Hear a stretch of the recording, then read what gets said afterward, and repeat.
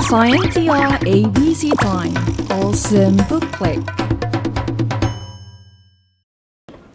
Hello, welcome to Scientia ABC. My name's Cynthia. My name's Anindya, and today we will be reading Emperor and the Wise Man from the book Fairy Tale Treasury. Long ago in India, there was an emperor who loved playing games.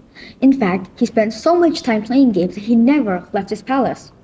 So, he never saw how many of his people went hungry while the palace storerooms were overflowing with rice. One day, a wise man came to the palace, carrying a magnificent chessboard. "Will you play chess with me, Your Majesty?" he asked.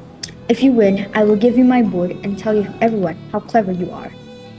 The emperor looked admiringly at the board. Its squares were made from glowing black ebony and gleaming white mother of pearl. "And if you win?" he asked.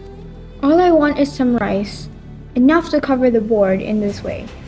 1 grain on the first square, 2 grains on the second square, 4 grains on the third square, 8 grains on the fourth. "Stop!" cried the emperor. "I get it. Double each time." "Yes," said the wise man. "Double on each square until the end of the board." The emperor counted the squares. There were 8 rows of 8, making 64 in total. "That's not much of a prize," he laughed. "Why don't you ask for something else?" "The rice will be plenty," said the wise man. "Very well, I agree," said the emperor. "If you play as badly as you bargain," he added quietly, "I'll win easily." The game started. The emperor played well, but the wise man played better. Soon, the emperor was frowning. He thought long and hard about every move, but it was no good. One by one, the wise man took his pieces until there was no doubt who had won. "Checkmate," said the wise man. The emperor sighed and snapped his fingers. "Bring the rice." Servants came rushing and began counting grains onto the squares. 1, 2, 4, 8, 16. The emperor watched, smiling. "Now, don't you wish you had asked for something else?" "No," said the wise man. "This is all I want and more." The servants kept counting. 32, 64, 128. And that was the end of the first row. They paused. "We can't fit the grains onto the squares." "Use bowls then," ordered the emperor. "Hurry up!" The counting continued. 256, 512, 1024, 2048. The rice was mounting up faster and faster. Now, the servants were counting in great, slithering handfuls. The bowls overflowed, so they heaped it onto the floor. Before the end of the fourth row, they were counting in sackfuls. A few squares later, it was cartloads, and the numbers were still doubling. Soon, the rice piled up into the ceiling, and the servants were looking worried.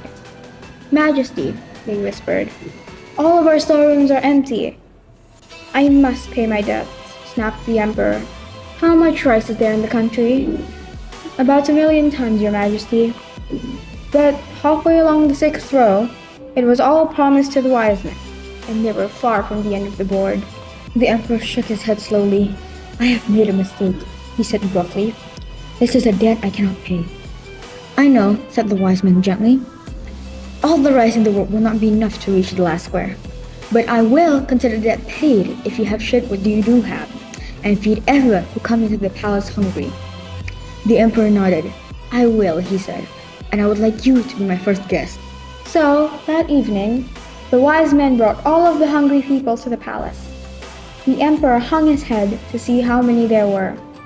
"I'm sorry," he said. "You won't go hungry again."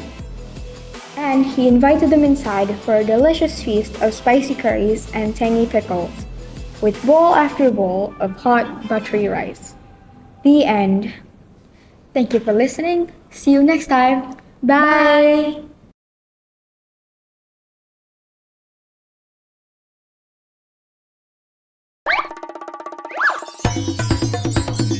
Scientia ABC Time. Awesome booklet.